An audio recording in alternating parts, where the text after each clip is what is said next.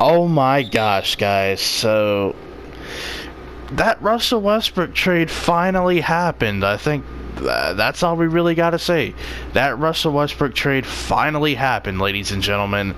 Russell Westbrook is now a member of the Houston Rockets. He was traded for Chris Paul, 2 first-round picks, and 2 pick swaps where the Oklahoma City Thunder will get the better of the picks. And holy crap, you guys already know this by now. I'm an Oklahoma City Thunder fan, and it sucks to see Russell Westbrook leaving. I kind of already explained it in my long 25 to 30 minute video on the Paul George situation. I would want out too, because he's been there for 11 years. He has been, the heart and soul of the city. He's given everything he's had. And this team's ceiling was NBA Finals. And this is when Westbrook was like 22, 23 years old and wasn't the Mr. Triple-Double guy that we know today. So I think people really take that out of context. Like everyone thinks, oh, well, look what you had. You had Kevin Durant. You had James Harden. Russell Westbrook. And it's like, yeah, KD was the only superstar player at that time. Nobody knew Westbrook was going to average a triple-double for 3 straight years. That's all 2020 hindsight BS that people just throw in your face, especially if you're an Oklahoma City fan.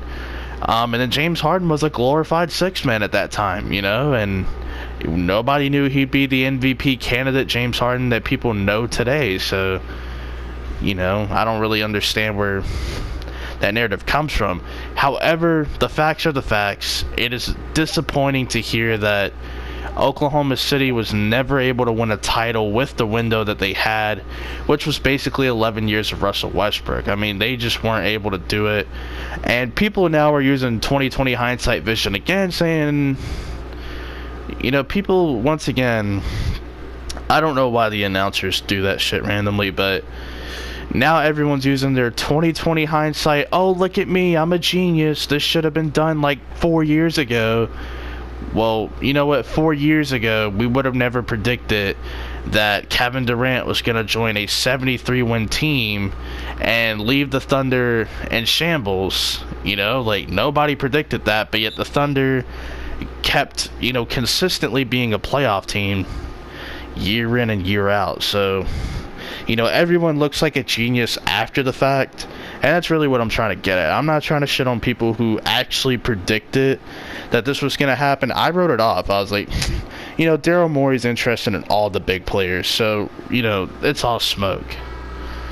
That was my initial reaction. I was like, okay, Magic or Heat. He's going to one of those teams in Florida, and it's undoubted, it's undisputed. That's where he's going. I even did a whole series that I just started. And, if you guys want the series, leave a like down below, comment, yeah, I want the series. But I don't know. I may have to scrap it. I'm 2 episodes deep. There's 3 more left, but it's damn, that fast, huh? I would have never predicted 2 days after uploading the first episode, or 3 days after uploading, that he was actually going to get traded, and it's to the Houston Rockets. So you guys have kind of heard me ramble on too much. Let me just get straight to it. What does this mean for the Houston Rockets? I don't know. It depends on your view of Chris Paul and Russell Westbrook. I think, Chris Paul, I know he kind of gets shit on because he's injury prone, and he's been hurt for the last several seasons. He's played with some sort of injury, in that season. I think Westbrook, I think Westbrook's the 3rd best point guard in the league. I think when Chris Paul's healthy, he's 5th or 6th. And I don't really think it's that far-fetched. I think people really forget how good Chris Paul is. And I'm not saying that because he's on the Thunder. We're going to talk more about Chris Paul later. But when Chris Paul's at full strength, man, he is one of the better point guards in the league. Is he Kyrie or Steph? No. Is he, Damian Lillard? Not exactly. But, I'd put him above John Wall. I think, Chris Paul's definitely better than John Wall. Depending on who you ask, I still think Chris Paul's better than Kemba Walker. So, I'll take that. With Chris Paul at full strength, Chris Paul hurt. He's still, probably 7th or 8th. at the point guard position, which ain't even bad, you know? You're being talked about in top 10 regardless of if you're hurt or not. But for the Rockets, I don't know, man. To me, it just feels more like a lateral move, you know, because Chris Paul's a ball-dominant point guard who, you know, had the 57th best usage rate, which put him in a category with, like, backup point guards and stuff. And James Harden has had, like, the highest usage rate, or top 5 in the highest usage rate for the last 3 years or so. And you add Westbrook to that, who already has one of the highest usage rates over the last 3 seasons. It's like, well, are they going to play with 2 basketballs? Like, what exactly is Houston going to do? You know, how many basketballs are they prohibited to play with? I don't know. I mean, you have 2 ball-dominant players. We did question the same thing about Chris Paul and James Harden, and their ceiling was conference finals, but we have a million excuses and a bad shooting night to why we didn't get the job done. So there's that. I think there's still, like, a really good team out there. Are they the team to beat now? No. You know, I still think the Clippers, the Utah Jazz, the LA Lakers, I still think they should be talked about in high regard. Don't discredit Denver either. I know they were a young team who got the 2 seed last year, but don't bail on them. You know, they're a great team, and they needed every ounce of that playoff experience. I would say for now they're like the 5th seed. I don't think that's a bad thing either.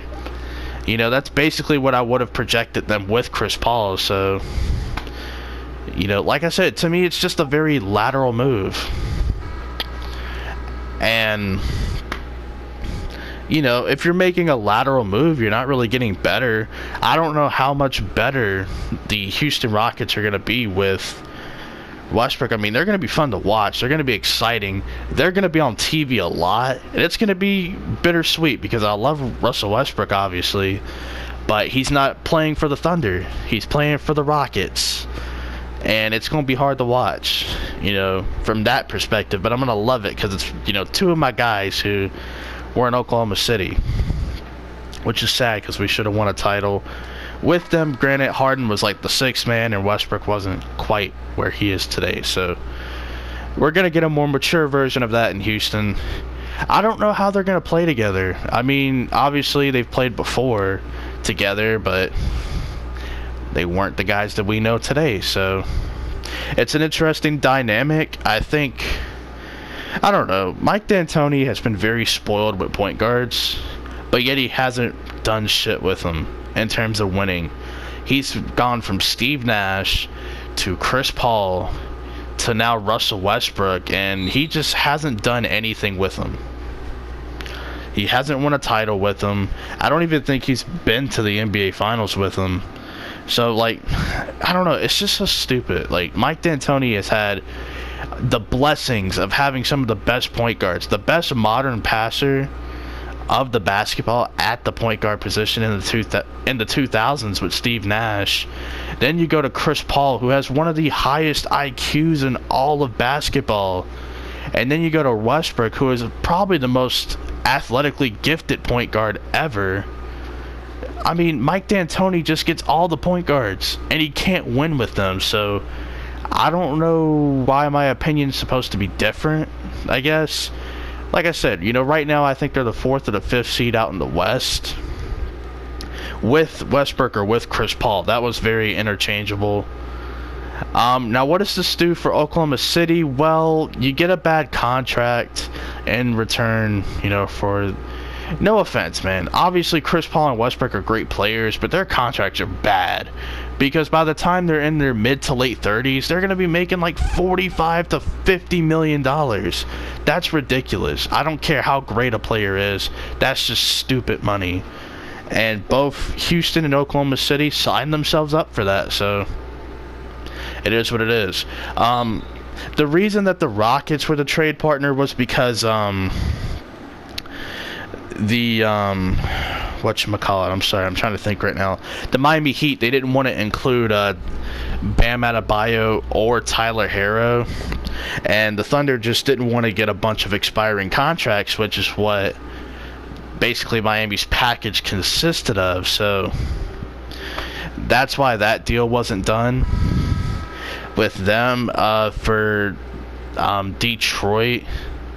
I don't really know if they even explored that or why it didn't get done, but if I had to make an assumption, like if they were trying to make that trade, if I had to make an assumption, it's probably because Oklahoma City probably wanted Blake Griffin.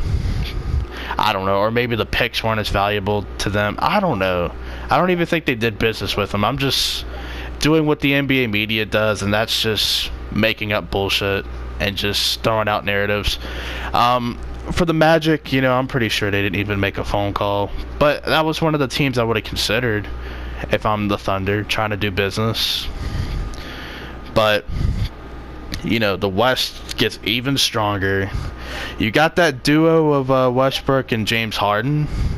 The supporting cast could be better around them. Yeah, Eric Gordon and PJ Tucker's going to be nice. Clint Capella's going to be probably very good because Westbrook is a great pick-and-roll ball handler, and you saw what he was able to do with Steven Adams. And now you get a more athletic version of Steven Adams and Clint Capella. I think Russell Westbrook's going to work some magic with him. You know, in particular, Clint Capella is probably the biggest winner out of all of this as a player, but Houston kind of has an issue. You know, they kind of lack that bench depth. You know, like, they don't have the strongest bench. But you got that star power, Westbrook and Harden. I guess it could be partially excused, but if I'm not excusing teams like the Los Angeles Lakers, why should I excuse the Houston Rockets? Going back to Oklahoma City, the situation could be getting a little strange because apparently Chris Paul's future is still up in the air even after getting traded to Oklahoma City. Me personally, I'm a Chris Paul fan. I would like to see him stick around for at least one season, and if he wants to be traded, you know, we can go from there. But I'd like to see what Chris Paul could do with this team, especially with Steven Adams and Danilo Gallinari. I just feel like Chris Paul, and this has basically been Chris Paul throughout his career, I would like to see if Chris Paul could elevate the talent around him, because he's been able to do it throughout his career. Right? We saw what he did early on with Tyson Chandler. We saw what he did with DeAndre Jordan. I'd love to see him do that with Steven Adams. You know, just help. Steven Adams is already a good center. I would like to see, like, growth from him. I'd like to see what they could do in the pick and roll together. And then you have Danilo Gallinari, who's going to be a good three-point shooter for this team. I'd like to see what Chris Paul could do with those guys. But, you know, the future of Chris Paul is still up in the air. I know people are throwing out the buyout option, which, the Thunder aren't going to be able to compete anytime soon, you know, if they buy out Chris Paul. So they could probably take on, you know, buying him out and eating up all that dead cap. But it's probably not the best idea, considering your whole logic was we need to get below the luxury tax, and your reward for getting below the luxury tax is eating up a crappy contract by buying it out, which just seems all contradicting of itself. So, you know, just ride out the Chris Paul thing, man. If you want to trade him at the deadline to a team who could use his services for contention, you know, that's something. If you want to trade Chris Paul to the Miami Heat, that's something. Maybe you can get expiring contracts. Maybe you get a Justice Winslow from that deal. If they're not willing to deal Tyler Herro or Bam, maybe that's something you could do. Because, you know, with Chris Paul there, it's more understanding. You know, because Chris Paul, you know, the value's not going to be there. Whereas for Russell Westbrook, to me, he's more valuable than Chris Paul in the trade market, so that's different. So it would have definitely been interesting. I just hope we get to see Chris Paul play for this team. If not, I want to be kind of devastated, because I actually really like Chris Paul. He's one of my, you know, favorite veteran players in the league now, and he is one of my favorite players of all time. He's probably in my top 10 to 12 favorite players of all time. So I'd like to see what he can do with this team. You know, I'm not saying help carry us to the 8th seed. I'm just saying, like, you know, like, I want to see what you look like out there with these guys. It would just be a very interesting dynamic. But let me know what you guys think down below about the Russell Westbrook trade to the Houston Rockets.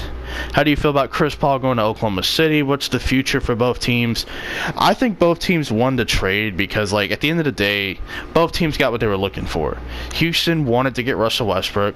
Oklahoma City wants to get those draft picks. They have a ton of draft picks between now and 2026. Like, they could have a whole new team with just draft picks. And, you know, for Houston, it's going to hurt long term because I think Houston by 2022 or whatever those draft picks are, by then they're going to be ass. So it's not even going to matter, you know, for Oklahoma City by then because Houston's going to be trash by the time, you know, those picks actually hit, you know, because they'll be out of that, you know, James Harden era maybe. You know, Westbrook probably won't even be there. They probably won't even be competitive in a few years. And I'm not saying that to shit them. I'm just saying, like, that could be the reality. But hopefully you guys enjoy. Let me know down below how do you feel about the trades. And peace.